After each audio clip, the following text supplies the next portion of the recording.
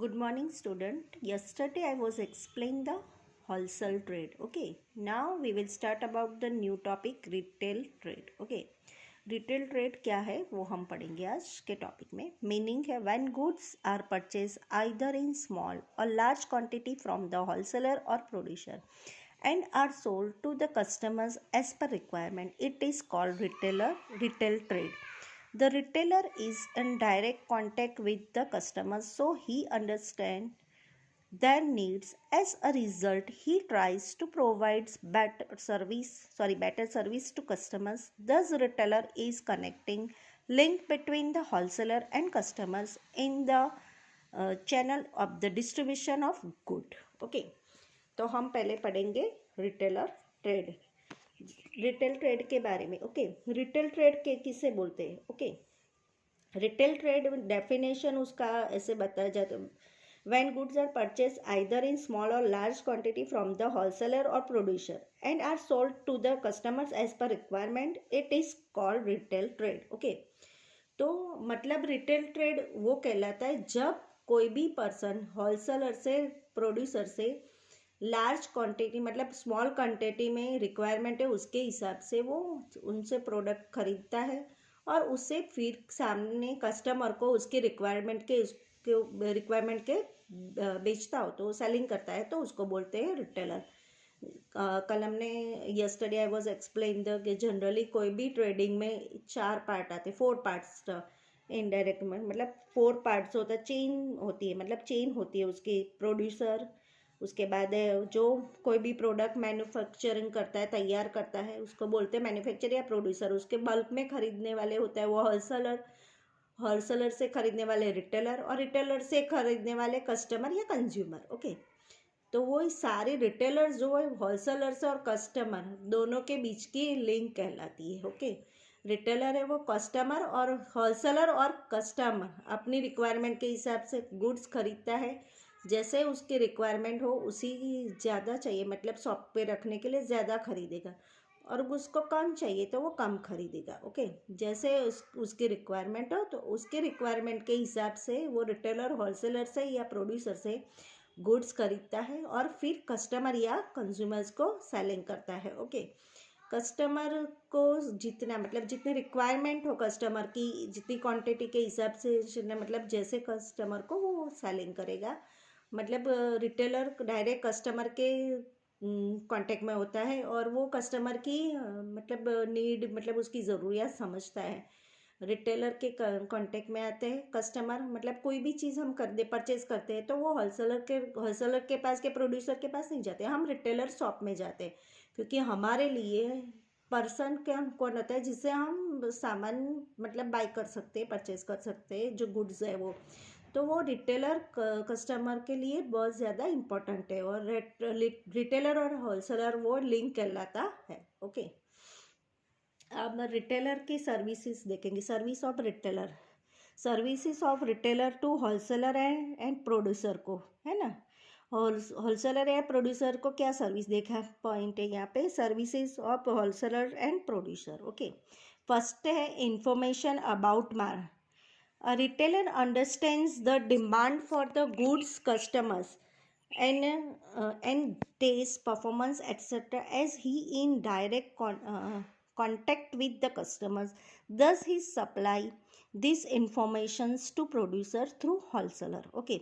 मतलब जो रिटेलर होता है वो समझता है कि उसका डिमांड, उसका गुड्स मतलब वो एक ऑफ कस्टमर के साथ उसका टेस्ट, उसकी performance etcetera. He is in direct contact with the customer. वो डायरेक्ट कांटेक्ट किससे करता है, उसको कांटेक्ट करनी चाहिए. मतलब जब भी प्रोड्यूसर होता है वो प्रोडक्ट ऐसे ही बनाएगा जैसे मार्केट में चलती है, मतलब मार्केट में जैसे डिमांड हो, मतलब मार्केट में कस्टमर ज़्यादा प्रोडक्ट खरीदते हैं, प्रोड्यूसर वैसा ही प्रोडक्ट बनाएगा जैसे उनकी मार्केट की इन्फॉर्मेशन होनी चाहिए. वो इन्फॉर्मेशन कौन प्रोवाइड करता है, जो कस्टमर के साथ कांटेक्ट में रहता है. वो मतलब कस्टमर के साथ कौन कांटेक्ट में रहता है, रिटेलर, है ना.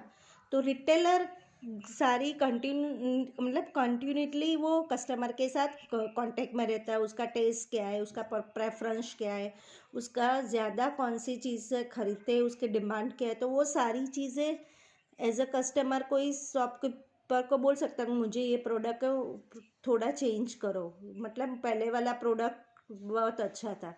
कोई नई कंपनी आती है तो हम बोल सकते हैं कि पहले वाला प्रोडक्ट अच्छा था, इसे मत रखो। तो मैं उस शॉप कीपर को बोलूँगा तो वो रिटेलर्स को किसको बोलेगा, होलसेलर को, मतलब कस्टमर की डिमांड रिक्वायरमेंट ऐसी है तो, और वो होलसेलर किसको बताएगा, प्रोड्यूसर को, और प्रोड्यूसर फिर उसके हिसाब से चेंजेस करेगा, मतलब पहले वाला ही प्रोडक्ट हम यूज़ करते हैं, चलने देते हैं। सबसे पहले रिटेलर वो प्रोड्यूसर को मतलब मार्केट की पूरी इंफॉर्मेशन पहुंचाता है। Helps in advertisement, a retailer advertisement the producer and wholesaler placing their sign boards, pamphlets, samples at his premises okay.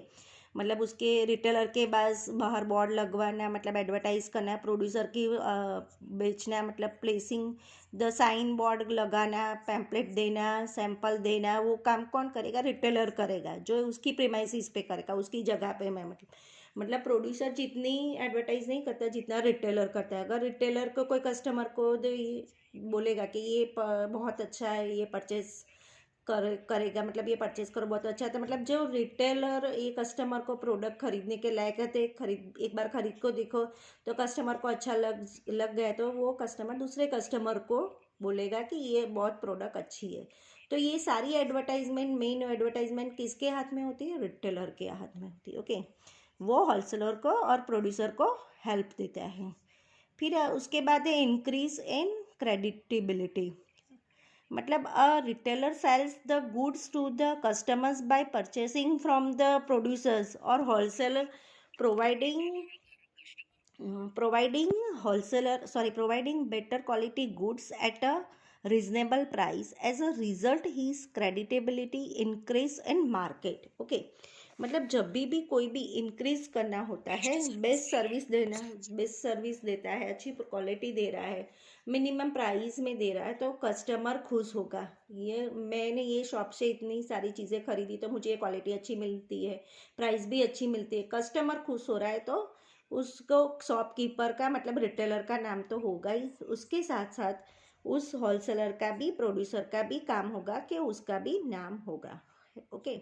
तो वो प्रोड्यूसर के नाम होगा कि ये मैंने ये शॉप में जाता हूँ तो मुझे इस कंपनी की शर्ट मिलती है, तो ये कंपनी की शर्ट मतलब बहुत प्रोडक्ट बहुत अच्छा है ओके। ये डिपेंड किस पे है, रिटेलर पे ही डिपेंड है। रिटेलर उस कंपनी का सामान बहुत अच्छी तरह से बेच रहा है, उसके कंपनी के नाम होगा आगे, तो उसकी क्रेडिटेबिलिटी मतलब उसके नाम बढ़ेगा, है ना। तो सही बात है, इसीलिए ये रिटेलर पे ही डिपेंड है कि वो कंपनी का नाम आगे बढ़ाए या डुबाएगा ओके। अगर कोई रिटेलर कोई जो कस्टमर को ऐसा कह दे कि ये कंपनी का प्रोडक्ट बेकार आता है, उसको मत खरीदो, दूसरी कंपनी का प्रोडक्ट खरीदो, तो ये रिटेलर के कहने के ऊपर कितना बड़ा इफेक्ट हो जाता है ना। तो ये सब चीज़ें को आपको ध्यान में रखना होता है। कोई भी शॉप में आप जा रहे हो फॉर एग्जांपल, और आपको मैगी का प्रोडक्ट खरीदना है, मैगी मतलब 5 रुपीज़ 10 रुपीज़ की एक मैगी खरीदनी है, शॉपकीपर बोलता है कि मैगी अच्छी नहीं है, ये ईपी आती है, वो ईपी की आती है बहुत अच्छी है। अगर शॉपकीपर ऐसा कह देगा तो कस्टमर को कह रहा है, तो कस्टमर को मतलब हमको भी ऐसा लगता है कि ये अच्छी होगी, अपने खरीद ली, पर उसके में क्या हुआ, जो ईपी कंपनी है ना, इनडायरेक्टली प्रोड्यूसर है, उसका नाम बढ़ गया, और मैगी की प्रोड्यूसर है उसका नाम डूब गया ओके। आप जब दूसरे रिश्तेदार होगे उसको भी बोलोगे कि ईपी अच्छी है, मैगी अच्छी नहीं आती है ना। तो ये सारी डिटेल्स के रिटेलर्स के एक डायलॉग कहने से पूरा प्रोड्यूसर है, उसका कंपनी है, उसका नाम पूरा का पूरा उठ जाता है या डूब जाता है ओके। यहाँ पे उसके होते हैं अभी एडवांटेजेस ओके। तो यहाँ पे opportunity of selection in a retail trade, retailer keeps different varieties of goods of many producers, hence customers have the opportunity of selections, मतलब रिटेलर के क्या क्या फ़ायदे होते हैं। तो सिलेक्शन के सबसे पहला फ़ायदा है वो कस्टमर को मिलता है कि रिटेलर के ट्रेड में वो सिलेक्शन की अपॉर्चुनिटी मिलती है। रिटेलर होता है वो, समझे कोई शॉपकीपर हुआ, अपनी शॉप में हर एक गुड्स की बहुत सारी वैरायटी रखेगा। Okay, varieties of retailer keeps different varieties, मतलब उसको मैनी उसका सिलेक्शन का मौका मिलता है, तो उसको मैनी प्रोडक्शन मतलब कस्टमर्स है वो अपॉर्चुनिटी ऑफ सिलेक्शन, मतलब बहुत सारी सिलेक्शन उसको मिलते है ना। तो इस ऐसा मतलब वो कोई मजबूरी हो तो एक ही उठा के लेके आएगा, है ना। तो वो सब ध्यान में रखे देते हैं। रिटेल ट्रेड का यही फ़ायदा होता है, उससे मतलब सिलेक्शन की अपॉर्चुनिटी मिलती है। सेकंड है home delivery of goods in the retail trade. Sometimes the retailer render services of delivery goods in the customers home and save their time. मतलब कभी कभी रिटेलर वाले शॉप वाले जो ट्रेडिंग करते हैं वो समटाइम्स उनको जो सर्विसेज प्रोवाइड करते हैं वो होम डिलीवरी के गुड्स के सामान की सर्विस कस्टमर को देती है, तो कस्टमर्स को घर बैठे ही अपनी चीज़ें मिल जाती है और उनका टाइम सेव हो जाता है। तो इससे बहुत सारे बेनिफिट्स होते हैं, उनको होम डिलीवरी ऑफ गुड्स सामान मिल जाता है। तो वो रिटेलर का एक ट्रेडिंग होता है। समटाइम्स उनको रिटेलर को ये services delivering of goods the customers को होम घर बैठे मिल जाता है और कस्टमर्स को बहुत सारे बेनिफिट्स हो जाते हैं। तो वो मतलब उनको कोई प्रॉब्लम नहीं होता है। Redressal of the complaints of the customers. Retailers and retailer trades receives complaints about the goods from customers, conveys them to the wholesaler or producers, and thereby become helpful the quick redressals of the complaints. Okay, redressal of the complaints, मतलब जब भी कोई complain होती है, मतलब कोई product customer को अच्छी नहीं लगती है, तो वो जो भी कुछ भी उसके रिलेटेड जो भी कोई प्रॉब्लम होता है वो किसको बताता है, शॉपकीपर को, मतलब रिटेलर को। तो रिटेलर जो भी उसकी चीज़ें उसकी कंप्लेन है वो सुन लेता है और उसको वापस नया दे देता है, मतलब रिप्लेसमेंट भी कर देता है। तो बाद में जो चीज़ उसने रिप्लेसमेंट की थी तो उसको रिटेलर को कोई मतलब लॉसेस नहीं होता है। वो जो सारी चीज़ होती है वो होलसेलर को वापस कर देता है और होलसेलर को बताता है कि ये चीज़ आपकी कस्टमर ने वापस दी है, ये चीज़ अच्छी नहीं है। तो रिटेलर को कोई मतलब नुकसान नहीं होता है, बिकॉज वो हेल्पफुल होता है, क्विक, मतलब वो कंप्लेन को कन्वे कर देता है होलसेलर को और उसके पास से भी वो अपना जो सामान होता है वो वापस ले लेता है और होलसेलर उसको भी चेंज करके एक्सचेंज करके उसको वापस दे देता है। मतलब कस्टमर रिटेलर को अपना मैसेज कन्वे कर देता है और उसका प्रॉब्लम सॉल्व हो जाता है। Sells on credit to customers. Retailer in retail trade is in direct contact with the customers, so he is aware of their economic position, hence the sales of goods and credit to customers as per requirement. मतलब retailer जो होता है, जो retail trade करता है, मतलब direct contact से, customer के डायरेक्ट कॉन्टेक्ट से वो अपना प्रोडक्ट बेचता है, अवेयर करता है, इकोनॉमिक पोजीशन को ध्यान में रखते वो गुड्स देता है। क्रेडिट को कभी कभी वो credit to customers as per requirement, मतलब जो कस्टमर की रिक्वायरमेंट होती है उसी के हिसाब से वो सेल करता है गुड्स का। तो और वो उसके बारे में वो होलसेलर को बताता भी है कि ये रिक्वायरमेंट है, मतलब कि ये प्राइस में इकोनॉमिक पोजीशन को देखते हुए वो ध्यान में रखते हुए वो क्रेडिट कस्टमर्स को, मतलब कस्टमर्स की क्रेडिट लेता है सेल्स बेचने के बाद। तो वो सारी चीज़ें भी होलसेलर को रिटेलर बताता है और वो उसका फॉलो करता है। After sale services, retailer in retail trade provide services after sales of goods such as repairing, taking back or exchange the damage goods etcetera. मतलब जब भी रिटेलर गुड्स या सामान सर्विस मतलब बेचता है, सेल्स करता है, तो वो उसमें जो रिपेयरिंग मतलब कुछ बिगड़ गया है, टेकिंग बैक मतलब वो सामान वापस ले लेता है, एक्सचेंज भी कर देता है, डैमेज हो गया होता है तो वो गुड्स को वो वापस ले लेता है एट्सेट्रा। बिकॉज उसको कोई लॉसेस नहीं होता है क्योंकि उसने जो चीज़ें परचेज की वो होलसेलर के पास से की है। तो वो आफ्टर सेल सर्विसेज भी वो रिटेलर देता है, मतलब उसके सेल करने के बाद भी अगर कोई चीज़ नहीं अच्छी निकली, डैमेज निकली है, टूट गई है, उसको रिपेयर करके भी देखता है, वापस भी ले लेता है, एक्सचेंज भी कर देता है जो डैमेज होता है। तो वो सारी चीज़ें रिटेलर कर लेता है और फिर बाद में वो सारी रिक्वायरमेंट मतलब जो भी प्रॉब्लम होता है वो होलसेलर के साथ डिस्कस कर देता है कि ये सामान इसकी वजह से मतलब कस्टमर को ये प्रॉब्लम हुआ है, ये आपकी चीज़ें डैमेज निकली है, मतलब कुछ भी मतलब जो भी होता है तो रिटेलर को कोई लॉसेस नहीं होता है, वो सारी चीज़ें होलसेलर के साथ कर लेता है। 6 है helpful to decision of purchase by effective demonstrations of products. Retailer in retailer trade provides information about its utility, quality, price, etc. Hence it is useful to customer to take decision or of purchase. मतलब जब भी कोई effective मतलब जब भी कोई decision लेना होता है परचेज़ के लिए तो डेमोन्स्ट्रेशन प्रोडक्ट कैसी है, रिटेलर और रिटेलर ट्रेड प्रोवाइड्स करता है उसकी इन्फॉर्मेशन, उसकी यूटिलिटी, उसकी क्वालिटी, उसकी प्राइस पे ज़्यादा है।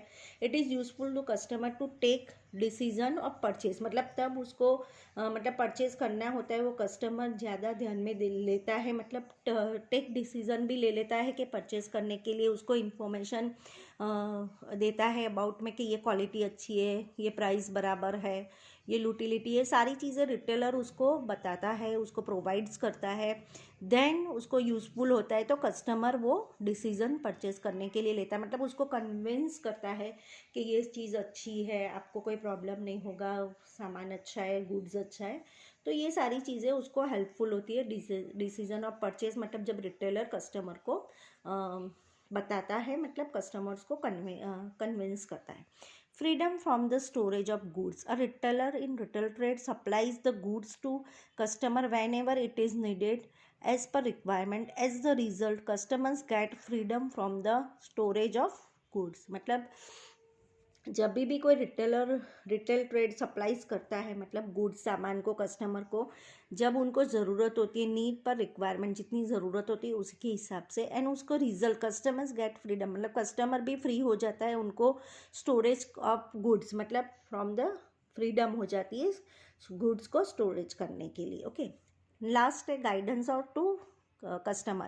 A retailer in retail trade provides the guidance about the product to customers, provides the guidance about future prices of products, supplies to product and methods of consumptions of product, मतलब a retailer in retailer जब provide करता है guidance देता है about the उसकी product को customer को, provides the guidance